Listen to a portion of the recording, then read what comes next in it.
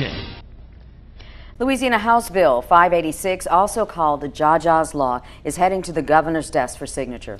News 10's Jasmine Dean spoke with Bob Broussard, the father of Jean-Thérèse Jaja Broussard, who died of fentanyl poisoning, and about how the bill is inspired by them.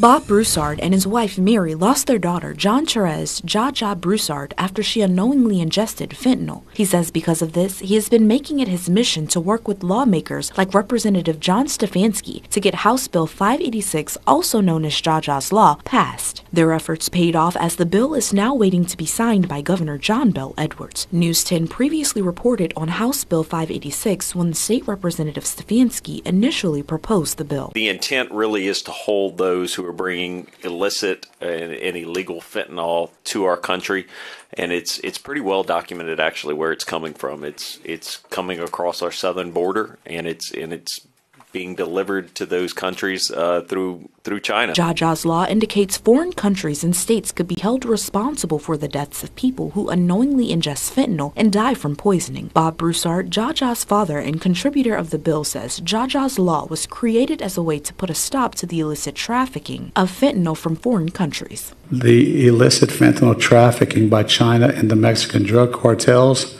in solidarity with each other, beginning on January 1st, 2015, has played a substantial part in causing or bringing about injury or death to all persons in this state resulting from the unintended ingestion of illicit fentanyl. Broussard says families like his who have lost a loved one would be able to sue and seize the assets of foreign states if they are found to have a role in producing, trafficking, or distributing the illicit drug. This bill creates a right in favor of every victim of fentanyl ingestion, unintended fentanyl ingestion of fentanyl poisoning, to bring a suit against China or Mexico and to seize their assets. He says when his daughter passed away, he made it his purpose to bring awareness to fentanyl poisoning and hold the responsible parties accountable. And I vowed that I would write this bill and make China accountable. Broussard says having Jaja's Law passed is an amazing feeling, and he's extremely grateful for the work Representative Stefanski has put into making this happen. Meanwhile, Jaja's brother, Bobby Broussard, says he wants other families who has experienced the same thing to know they're not alone and there's a light at the end.